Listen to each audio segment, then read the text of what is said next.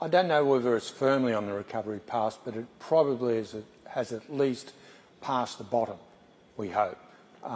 So you're not getting detractions from consumption anymore, and we even got a very, very small increase in GDP per capita. So as the money continues to flow through, you're going to get rate cuts, and I think the growth number's probably going to go from, 1.3 where they are now to something closer to 2 and a bit during the course of this year. There was a rebound in the terms of trade and a rise in exports and services, but are exports going to come under further pressure as a result of the developing tariff war? We just don't know is the honest answer. If we're just talking about steel and aluminium, these are very small parts of the Australian economy. But what you don't know is what happens in terms of the effects of the tariffs to some of our major customers, people like China. What will happen to their economy? It depends on what they do back to the Americans and whether it stops there or whether they just trigger more and more tariff cuts. And then also what you don't know about is if the consumer then starts to get scared in the current environment, which is sort of a lot of geopolitical risk, I think is probably the best way to describe it. If Australia is hit directly by US tariffs, are there reasons why the Australian government should follow Canada and China's lead and retaliate? Well, the size of the hits will be very small. It's up to them. That's sort of a political decision. But, what you could do is sort of, if you like, go the other way, because we've only got an average tariff across Australia of around 2%. The issue for Australia is we actually have a trade deficit with the US. So it's not as if, like Canada, Mexico and China, there's huge amounts of money essentially going from the States to those countries. We're actually spending more on their imports than they're spending on our exports. Are there reasons, though, why the Australian government would consider retaliating, perhaps to be seen to be standing up for the national interest and sending a message to the US president as well as American consumers, and particularly during a federal election campaign here in Australia? Yeah, well, I think that's the political side of it, and I think both sides of the politics would probably want to be seen to being strong. I don't think people necessarily like Trump much. It's very difficult to sort of say, is this going to help anybody? Short answer is probably not, because growth will be lower, inflation will be higher, and central banks will be more nervous about cutting. The minutes from the last RBA meeting showed the board considered tariffs an external risk to the outlook. What does the growing tariff war mean for Australian interest rates? Well, I don't think it's going to matter that much, because I think inflation is going to come down from its own natural momentum. The economy is better than it was, but it's still quite soft.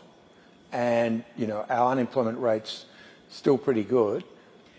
So I suspect it will deteriorate, and that would also give the Reserve Bank an element of, well, I can go quicker. I don't think they're in any hurry whatsoever to do any cuts in rates in the near term. I suspect they'll do one a quarter. So the next most likely timing would be May, then maybe August, then November. So that's 3 cuts. Market's priced 2 and a bit. And I think they'll probably get another cut to somewhere around about 3% early next year. So I think there's quite a lot of rate cuts coming, but they're not going to do like the Americans, 100 points within two meetings. It's not going to be like that at all.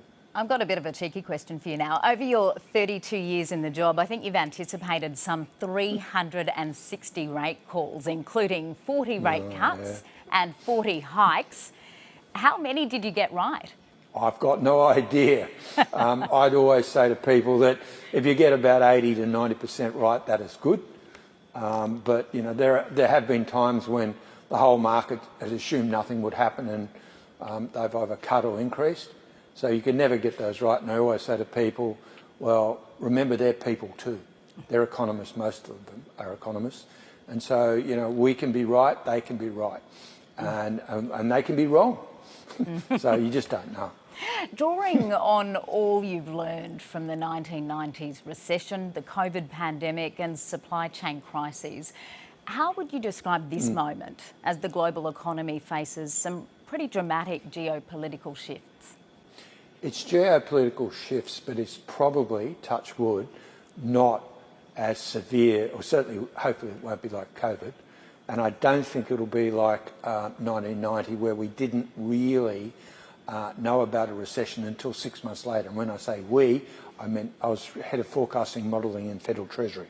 So the government didn't know we had a recession, and we had one for 6 months, and then unemployment went to around 11% plus 12 months later.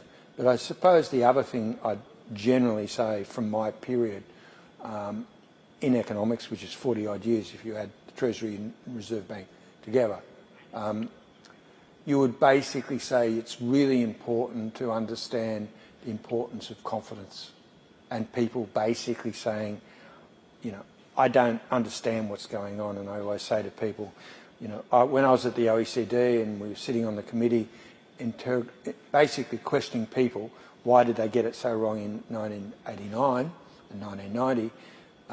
Everybody came in and had their own specific reason. Nobody said the rest of the world fell over at the same time.